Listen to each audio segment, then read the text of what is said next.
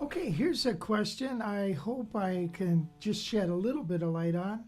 It's what happened to the jazz scene that has like gone away?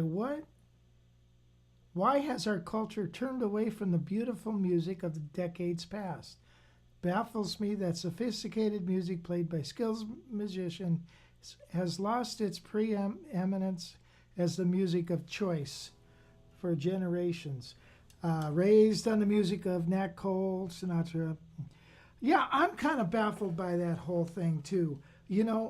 I see shows, like late night shows, and like Saturday Night Live's perfect example. How come they don't bring in some Herbie Hancock or some killer musicians? It's it's beyond me. Well, I guess it's demographics, right?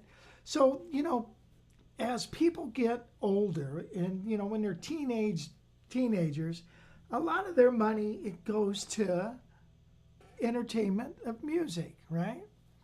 As they get older and they have babies and all that stuff, they're buying formula instead of records. So, you know, I think it was Mitch Miller was the one that kind of they say killed jazz standards or you know the Great American Songbook because he got rid of all the artists on the label when rock and roll was coming in, and just got young artists, and they're all cashing in on the money. So, and it just that mindset just keeps going and keeps going. And the radio stations are doing the same thing. They attract their demographics.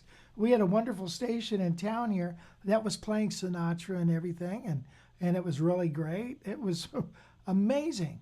They forgot about it. They said, nah, no, we're switching now. We're switching. We're going over to 80s music. And now I think they're doing acoustic songwriter stuff. And, they're changing because of money, really. Advertisers want to see themselves as addressing a certain demographic, so they hook up with a radio station that will deliver that demographic. So it's dollars and cents. The thing about also we had a smooth jazz station in town, and they started playing like some R&B tunes. They'd start playing some Otis Redding and stuff like that. And I remember I was talking to Brian Bromberg, who came to town, who had tunes on the radio, and he said, "Well, actually, I kind of like it because it keeps the audience there. It keeps, if you just hear the smooth jazz all the time. Now I'm talking airways, not Sirius radio, but." He said, this will bring in more listeners and then they'll get to hear my tunes. So now, with the things have all changed with Spotify and Pandora, everything is now you can pinpoint the genre right down to the, I just want to hear songs in the key of A.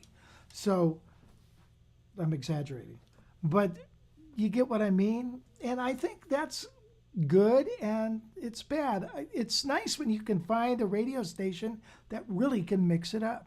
I remember years ago going to Paris, many years ago, 35 years ago, and I noticed that on their radio station, they played a jazz song, they played a rock tune, and they played a piece of classical music. And I was flabbergasted. And to come to find out that it's state run, they don't have to answer to advertisers. So I thought, wow, how cool is that? So it's a completely different thing nowadays with the internet, and you can dial in what you want. And, really the cream always rises. I mean, I want you to remember something.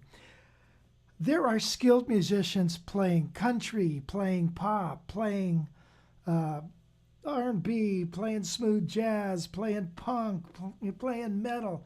There's a lot of skilled musicians. It might not be the style you like, but it takes a lot of skill to play that stuff. So I'll tell you what, my hats go off to anybody that rises to the top of their genre. So, as skilled musicians just is not it is not just a jazz thing. It's all types of music. So anyway,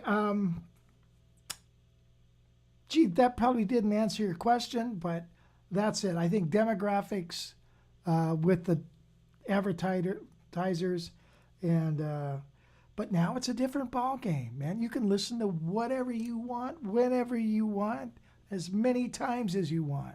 So it's a beautiful thing. So things are looking up. Okay, I'll talk to you later.